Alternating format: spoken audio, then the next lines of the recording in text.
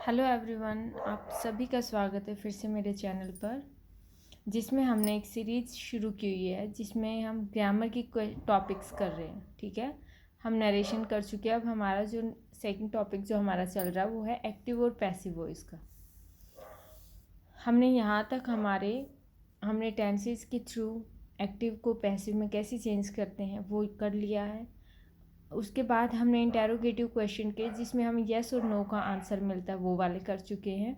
अब नेक्स्ट जो हमारा टाइप है जिसमें WH वर्ड्स से हमारा क्वेश्चन शुरू होता है, मीन्स सेंटेंस शुरू होता है, वो वाले आज हम करेंगे।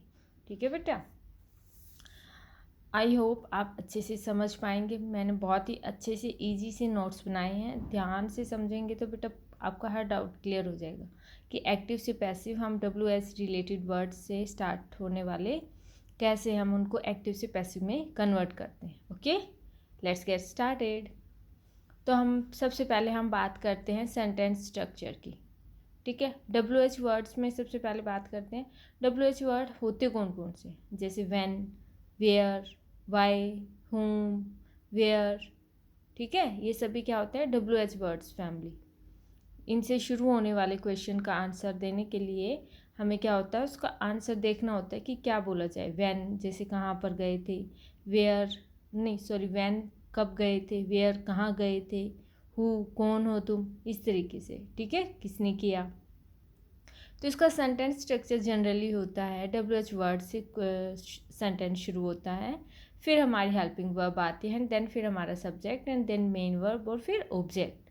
ठीक है, और इसको हम पैसिव में कैसे बनाते हैं, WH वर्ड फिर हेल्पिंग वर्ब जो हमने यूज़ करनी है अकॉर्डिंग टू द सब्जेक्ट, जो ऑब्जेक्ट का हमारा यहाँ पे सब्जेक्ट बना है, और फिर मेन वर्ब होती है जो कि हमेशा वर्ब की थर्ड फॉर्म यूज़ होती है, फिर बाय और फिर ऑब्जेक्ट। ये जनरली वे में एक तरीके का पैसिव बनाने के लिए यूज़ किया जाता है, लेकिन जब हैव होता है तो उसमें बीन लगाते हैं।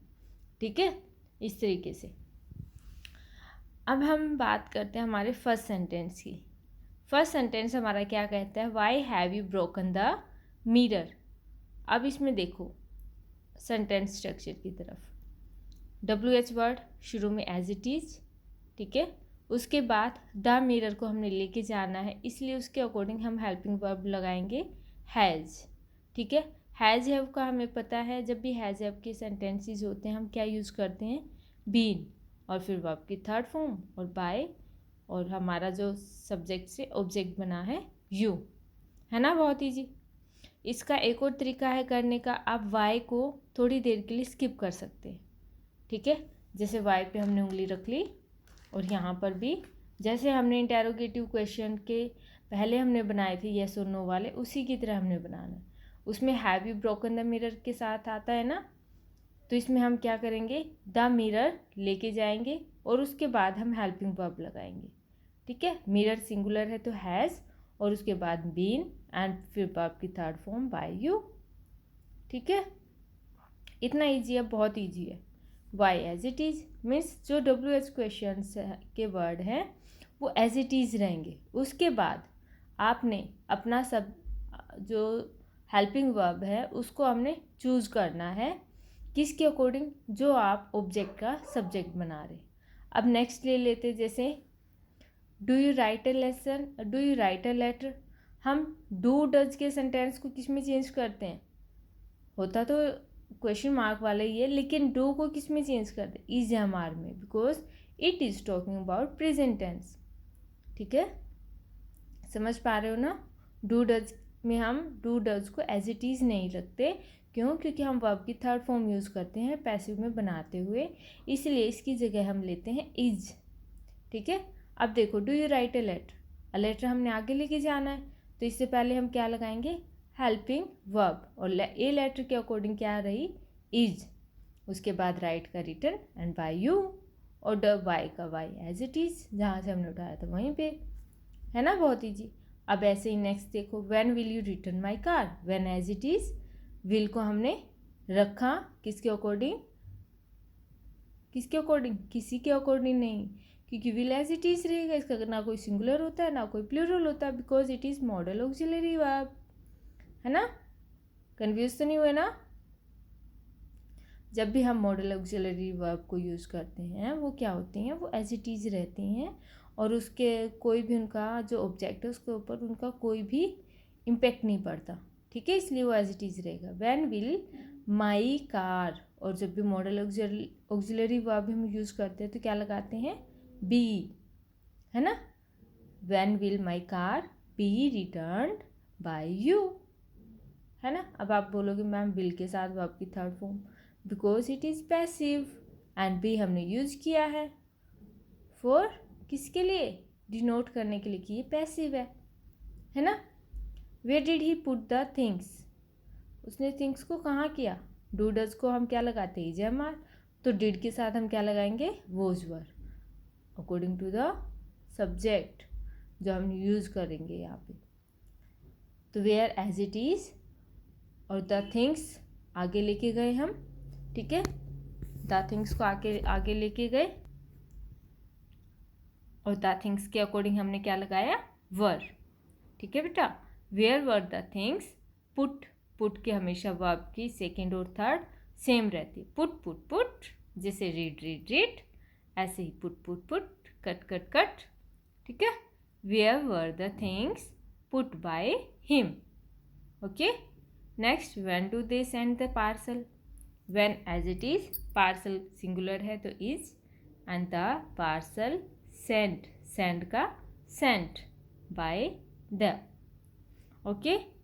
एग्जाम्पल से आप समझ पा रहे हो ना कि हमने कैसे चेंज करना है WH क्वेश्चंस को, ठीक है। अब है नेक्स्ट हमारा, where did she buy the books, उसने बुक्स को कहाँ से परचेज किया, है ना।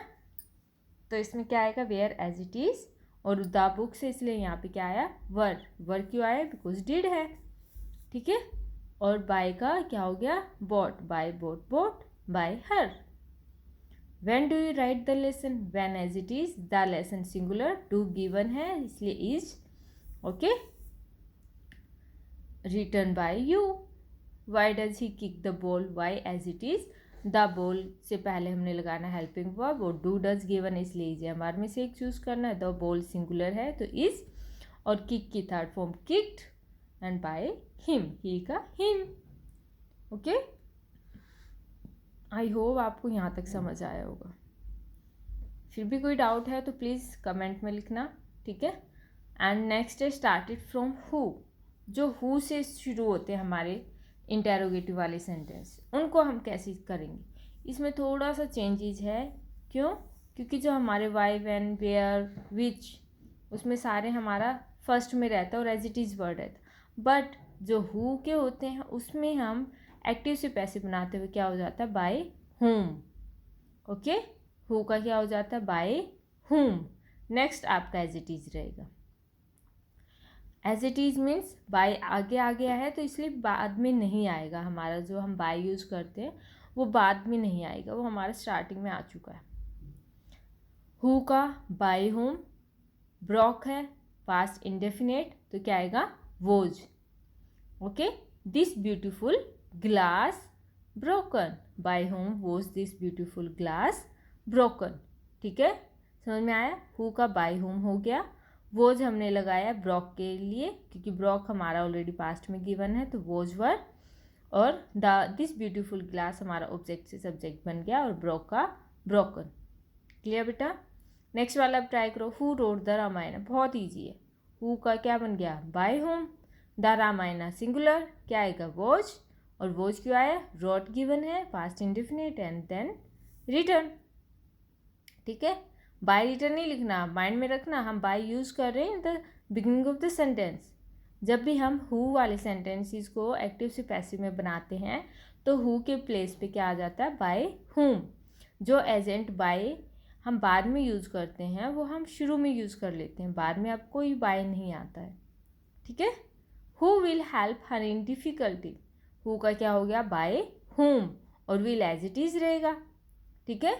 और यहाँ पे हम ऑब्जेक्ट का सब्जेक्ट बनाते हैं, ऑब्जेक्ट यहाँ पे क्या है, हर, इन डिफ़िकल्टी नहीं, इन डिफ़िकल्टी एडजेक्टिव है, मैं देखना थोड़ा कंफ्यूज मत होना बेटा, इन डिफ़िकल्टी है एडजेक्टिव है, ठीक है, कि वो कब परेशान हो जाता है, हर के बारे में बताया गया है, ठीक है, कि वो हेल्प करता है, किसने हेल्प की तुम्हारी, तो हर का क्या बन गया, शी। और विल है मॉडल ऑक्सिलरी वर्ब है, तो बी। और हेल्प का हेल्प इन डिफ़िकल्टी। ओके, समझ में आया बेटा कैसे कर रहे हैं? जहाँ पर भी मॉडल ऑक्सिलरी वर्ब होते हैं वहाँ पे हम बी यूज़ करते हैं इन पैसिव। ठीक है, दोबारा से देखते हैं। Who will help her in difficulty. Who का क्या बन गया, बाय हुम। अब हेल्पिंग वर्ब हमारे पास गिवन नहीं है, तो हमारे पास क्या गिवन है, मॉडल। ठीक है, तो मॉडल को एज इट इज़ विल। ठीक है, उसके बाद हमारा ऑब्जेक्ट क्या है, शी। और उसके बाद हम क्या लगाते हैं, बी। और हेल्प का हेल्प इन डिफ़िकल्टी। ओके बच्चा, अब नेक्स्ट वाला टर्म देखते हैं, स्टार्टेड फ्रॉम होम, जो होम से शुरू होते हैं। ठीक है, तो होम को हम कैसे करेंगे, जैसे हु को हम बनाते थे बाय होम, तो होम को क्या बनाएंगे अब, हु। ठीक है, हु हैव यू इनवाइटेड, तुम्हें किसने इनवाइट किया। ठीक है, किसने, किसे, क्यों। ठीक है, किसने किसे के लिए हम हुम यूज़ करते हैं। ठीक है, तो होम का क्या हो गया, हु। और आगे आपका एज इट इज़। उसके बाद हम लेते हैं हेल्पिंग वर्ब। ठीक है, हेल्पिंग वर्ब क्या आएगी इनवाइटेड के अकॉर्डिंग, हैज़। और फिर been invited by you. Okay, next, whom has she reported. Whom का who, has been reported by her. Okay बेटा, ठीक है, कैसे किया समझ में आया ना। हु को, होम को हु में, उसके बाद हमारी हेल्पिंग वर्ब, और जब भी हम हैज़ है होता है उसके साथ हम बीन लगाते हैं। ठीक है, लेकिन उससे पहले क्या होता है, हमारा ऑब्जेक्ट का सब्जेक्ट बनता है, लेकिन यहाँ पे ऑब्जेक्ट गिवन नहीं है। ठीक है, इसलिए हमारा एज इट इज़ क्या हो गया, बीन। और फिर वर्ब की third form bye her. Okay, clear हुआ। हमारा सिर्फ एक और सेंटेंस रहता है एज एन एग्जाम्पल, उसको और देख लेते हैं। होम हैज़ ही अब्यूज्ड, उसको किसने अब्यूज़ किया। होम का हु हो गया, हैज़ हमारा as it is, been, has have के साथ हम बीन लगाते हैं, अब्यूज्ड वर्ब की थर्ड फॉर्म बाय हिम, उसको किसने अब्यूज़ किया। ओके बच्चा, आज के लिए बस इतना ही, छोटा सा टॉपिक ही रहता था। ठीक है, उसके बाद हम करेंगे ऐसे सेंटेंसेस जो किससे शुरू होते हैं, मेन वर्ब से ही शुरू होते हैं। ठीक है, वो वाला टॉपिक हम कल कवर करेंगे। आज के लिए बस इतना ही, and please like, subscribe and share. फिर भी आपको अगर फिर भी कोई डाउट रहता, आपकी कोई क्वेरी है, तो प्लीज़ मुझे कमेंट करना। और मेरी वीडियो को इतना प्यार देने के लिए आपका बहुत बहुत धन्यवाद। Thank you.